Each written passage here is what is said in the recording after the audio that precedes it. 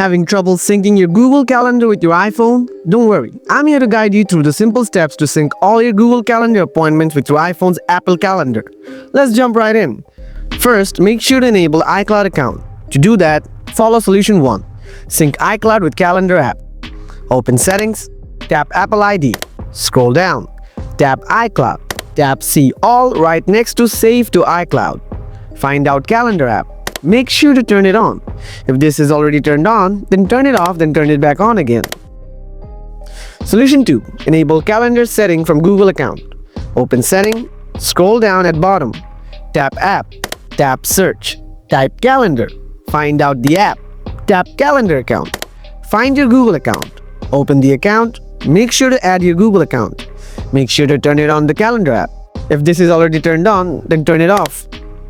Tap Delete from my iPhone, then turn it back on again. Go back, scroll down, tap Sync, select All Event. And that's it. Now your iPhone's calendar should sync perfectly with your Google Calendar. If you run into any issues or have more questions, feel free to drop them in the comments below. Thanks for watching, and I'll see you in the next one.